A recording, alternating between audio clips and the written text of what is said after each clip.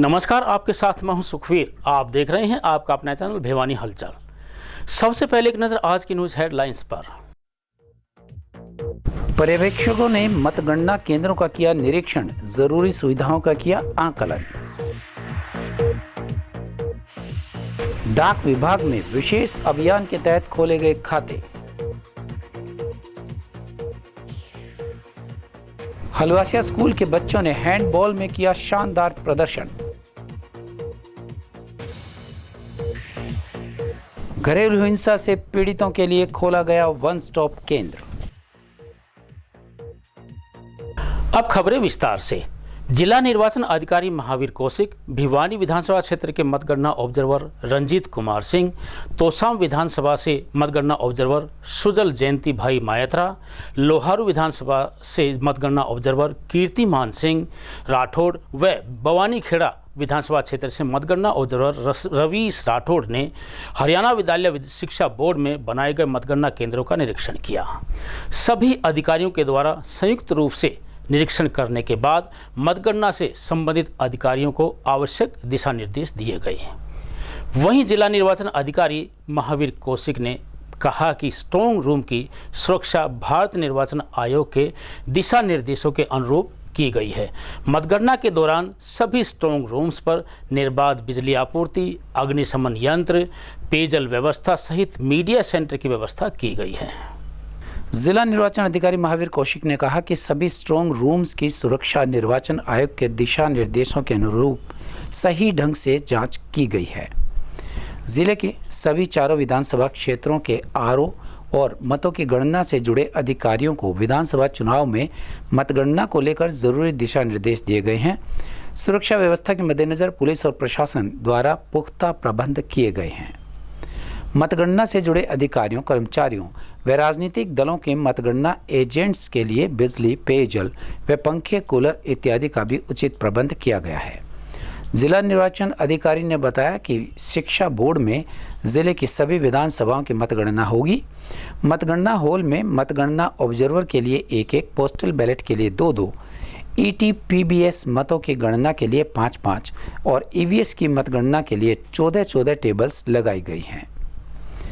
जिला निर्वाचन अधिकारी कौशिक ने बताया कि मतगणना के दौरान सभी स्ट्रांग रूम्स पर बिना कट के पावर सप्लाई, अग्निशमन यंत्र और पीने के पानी की व्यवस्था, मीडिया सेंटर स्थापित, मतगणना केंद्र की 100 मीटर की परिधि का सुरक्षा कवच इत्यादि सभी तरह के प्रबंध कर लिए गए हैं। जिला भिवानी के चारों विधानसभा क्षेत्र के जो मतगणना केंद्र हैं वो भिवानी में जो शिक्षा बोर्ड का मुख्यालय है उसमें स्थित हैं।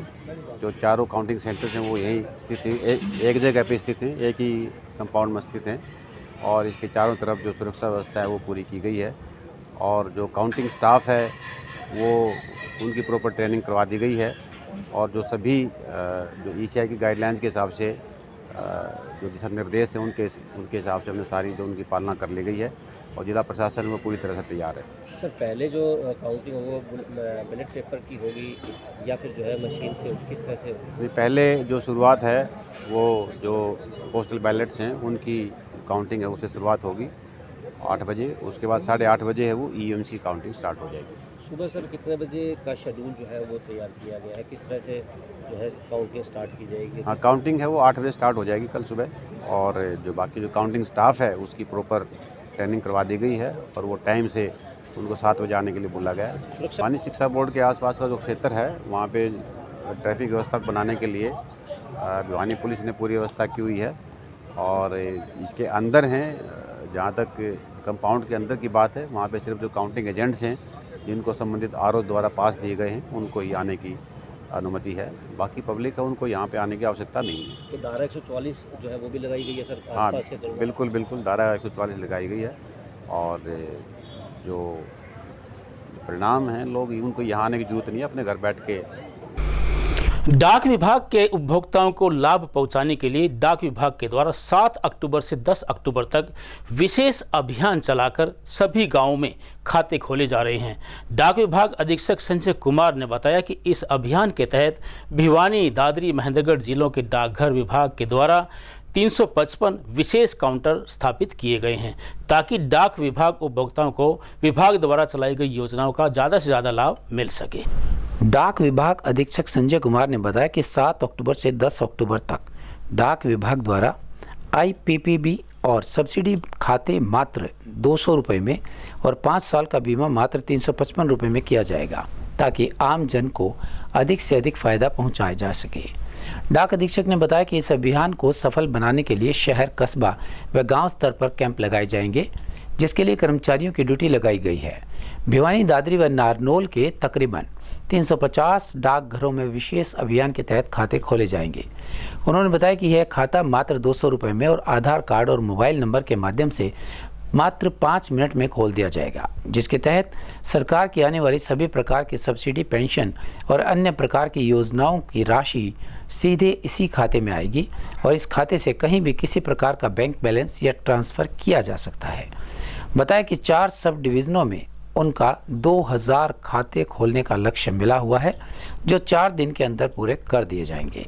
अभी हमने एक अभियान चलाया है 7 अक्टूबर से 10 अक्टूबर तक सभी डाकघरों में जो है हमारे IPB account, India post payment bank के खाते खोलने सुनिश्चित किए हैं और इसमें एक खाता जो है खाली 200 रुपये से खोल जाता है। ज़्यादा डॉक्यूमेंट की जरूरत नहीं है, खाली आधार कार्ड और मोबाइल नंबर होना चाहिए आपके पास, एक थंब इम्प्रेशन लगता है और विदिन 5 मिनट खाता खुल जाता है। एक कार्ड, उस QR कोड उसको दिया जाता है और इससे ये है कि इसमें जो सब्सिडी आ रही है गवर्नमेंट की तरफ से, जैसे मैटरनिटी है, किसान खातों की पेमेंट है, पेंशन है, स्कॉलरशिप है या नरेगा की पेमेंट है, LPG गैस की जो सब्सिडी है या कोई स्कॉलरशिप है बच्चों की, लेडीज जेंट्स कोई भी जो है सब्सिडी सभी प्रकार इसमें आ रही है। और इसके अलावा हमने एक GI अभियान चलाया है, ये मात्र 350 रुपये में 5 लाख का बीमा हो जाता है और 10 लाख का होता है 555 रुपये में और 15 लाख का 755 रुपये में होता है। तो आप में मानो भी 200 रुपये खाता खोल जाता है, 355 रुपये में बीमा हो जाता है 5 लाख रुपये का। ये एक्सीडेंटल बीमा है और कर्को दुर्घटना में कोई भी मृत्यु हो जाती है तो तुरंत 5 लाख रुपये उसको पेमेंट की जाएगी। जो हमारा टारगेट है वो हमें 2000 खातों का टारगेट मिला है। 4 सब डिवीजन हमारे पास, पर सब डिवीजन 500 खातों का है और 300 पर सब डिवीजन हमारे पास इंश्योरेंस का है, 1200 इंश्योरेंस हमें करने हैं और हमें उम्मीद है कि 4 दिन में इसको कवर कर लेंगे। सभी डाकघरों में पूरे जोर शोर से पब्लिक आ रही है और हमें पूरी उम्मीद है कि टारगेट 100% पूरा हो जाएगा। टारगेट की बात, टारगेट तो हमारे पास आते रहते हैं, हमेशा अच्छी पोजीशन हमारी होती है टारगेट में, लेकिन मेन बात यह है कि पब्लिक के फायदे के लिए किया जा रहा है। 200 रुपये से मान लो कोई पब्लिक आती है ना तो 5 मिनट खाता उसको हाथ में उसके पास होता है और ज़्यादा डॉक्यूमेंट की जरूरत नहीं है ज़्यादा। और हमने कैंप गांव में जाके कैंप लगा रहे हैं और किसी मोहल्ले से हमारे पास कोई फ़ोन आता है, ये श्री सरपंच फ़ोन करता है, हम वहाँ जाके कैंप लगाएंगे, उन डाक लगाने की जरूरत भी नहीं है। सोनीपत के गांव रतनगढ़ में sir Chhoturam senior secondary school में आयोजित की गई नॉर्थ जोन द्वितीय हैंडबॉल चैंपियनशिप 2024-25 में हलवासिया विद्या विहार की छात्राओं ने शानदार प्रदर्शन करते हुए द्वितीय स्थान प्राप्त कर सिल्वर मेडल पर कब्जा जमाया। भिवानी पहुंचने पर विद्यालय परिसर में विद्यालय प्रशासक डॉक्टर शमशेर सिंह अहलावत, प्राचार्य विमलेश आर्य ने खिलाड़ियों की प्रशंसा करते हुए उन्हें सम्मानित किया। हलवासिया विद्या विहार की छात्राओं ने सोनीपत में आयोजित CBSE north zone second handball championship 2024-25 में शानदार प्रदर्शन किया। शानदार जीत का श्रेय कैप्टन सिया को देते हुए खेल प्रशिक्षक राम भगत व प्रीति यादव ने बताया कि इस उपलब्धि में टीम के साथ साथ कैप्टन सिया का योगदान काफ़ी सराहनीय रहा। विद्यालय पहुंचने पर छात्राओं का विद्यालय प्रशासन द्वारा एक कार्यक्रम आयोजित कर स्वागत किया गया।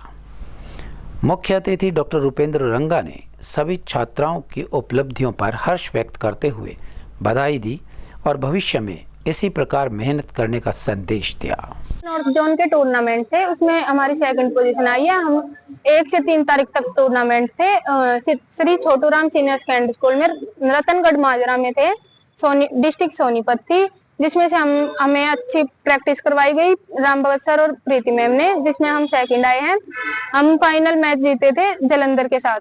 आज बड़ी प्रसन्नता का विषय है कि हलवासिया विद्या विहार भिवानी की हमारी जो टीम है हैंडबॉल की गर्ल्स की, वो सीबीएसई के जोनल गेम्स में द्वितीय स्थान पर रही। ये विद्यालय के लिए भी और भिवानी शहर के लिए बड़े गौरव की बात है। साथ ही अग्रवाल सभा भिवानी द्वारा आयोजित सांस्कृतिक एवं लोक नृत्य प्रतियोगिता में, जिसमें 19 टीमों ने भाग लिया, उसमें भी हमारे विद्यालय की बहनों ने तृतीय स्थान प्राप्त करके 5100 रुपये की नगद राशि प्राप्त की। तो मैं समझता हूं कि हलवासिया विद्या विहार पढ़ाई के साथ साथ अन्य गतिविधियों में भी अपना परचम लहरा रहा है, और मैं बच्चों के उज्जवल भविष्य की कामना करता हुआ सभी विद्यार्थियों से प्रार्थना करता हूं कि पढ़ाई के साथ साथ अन्य गतिविधियों में भी भाग लें। खुशी का विषय है कि हलवासिया विद्या विहार के छात्रों ने सोनीपत माजरा में जाके अपना परचम लहराया। उन्होंने हैंडबॉल में सेकंड पोजीशन ली और दूसरे खेलों में भी उन्होंने बढ़ चढ़ के भाग लिया और अपना हलवासिया विद्या विहार का नाम रोशन किया, अपने परिवार का नाम रोशन किया और भिवानी जिले का नाम रोशन किया। मैं उनको बधाई देता हूं और ऐसी कामना करता हूं आगे आने वाले समय में खेलों को और बढ़ावा दे हलवासिया विद्या विहार और इनके बच्चे पहला स्थान लेके आए। और हलवासिया विद्या विहार जो स्कूल है ये अनुशासन के लिए जाना जाता है और बड़े ही अनुशासित बच्चे यहाँ से पढ़ के जाते हैं। महिला एवं बाल विकास विभाग के द्वारा अनुसूचित जाति की किशोरियों की आत्मरक्षा के लिए 11 अक्टूबर तक विशेष ट्रेनिंग का आयोजन किया जा रहा है।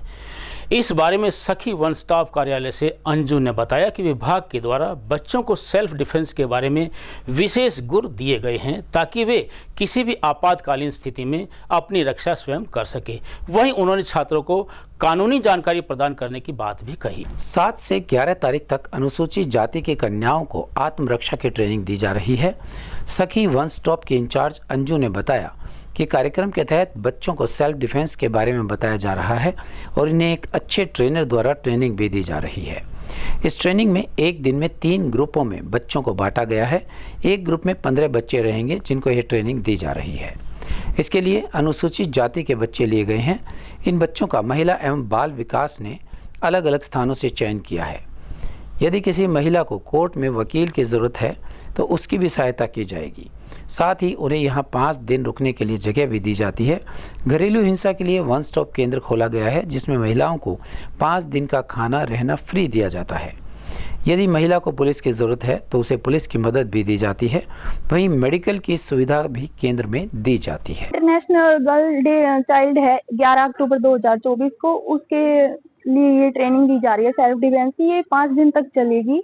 मैं वन स्टॉप सेंटर की इंचार्ज हूँ और हमारे वन स्टॉप सेंटर में क्या क्या सुविधाएं दी जाती है मैं उसके बारे में बताऊंगी।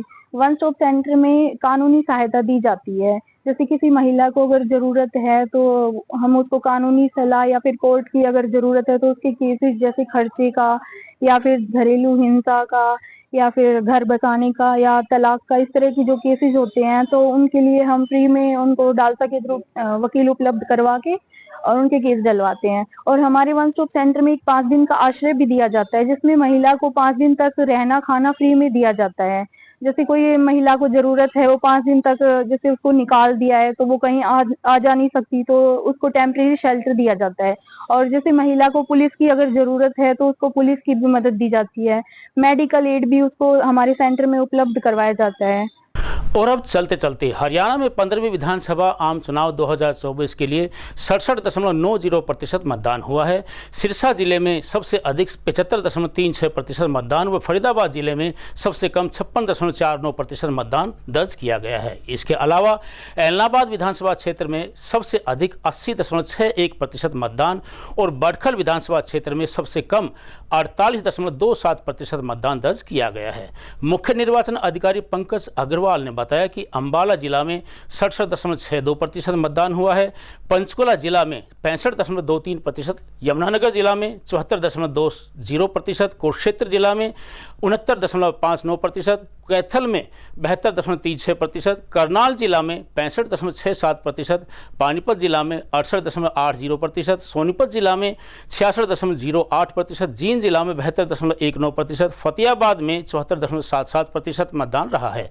इसी प्रकार हिसार जिला में 70.58%, भिवानी जिला में 70.46%, चरखी दादरी जिला में 69.58%, रोहतक जिला में 66.73% और झज्जर जिला में 65.69%, महेंद्रगढ़ जिला में 70.45%, रेवाड़ी जिला में 67.99%, गुरुग्राम जिला में 57.96%, मेवात जिला में 72.81%, पलवल में 73.89% मतदान रहा है। हरियाणा में 90 विधानसभा क्षेत्रों के लिए एक ही चरण में 5 अक्टूबर को मतदान सुबह 7 बजे से 6 बजे तक हुआ, जिसमें 20,632 मतदान केंद्र स्थापित किए गए थे। प्रदेश के 2,03,54,350 मतदाताओं में से 1,38,19,776 मतदाताओं ने मतदान किया। इनमें से 74,28,124 पुरुष व 63,91,534 महिलाओं तथा 118 थर्ड जेंडर मतदाताओं ने अपने मताधिकार का प्रयोग किया। शांतिपूर्ण मतदान के लिए उन्होंने प्रदेश के मतदाताओं का धन्यवाद किया। और अंत में फिर से एक नज़र आज की न्यूज़ हेडलाइंस पर। पर्यवेक्षकों ने मतगणना केंद्रों का किया निरीक्षण, जरूरी सुविधाओं का किया आकलन। डाक विभाग में विशेष अभियान के तहत खोले गए खाते। हलवासिया स्कूल के बच्चों ने हैंडबॉल में किया शानदार प्रदर्शन। घरेलू हिंसा से पीड़ितों के लिए खोला गया वन स्टॉप केंद्र। अब मुझे दीजिए इजाजत। देखते रहिए आपका अपना चैनल भिवानी हलचल।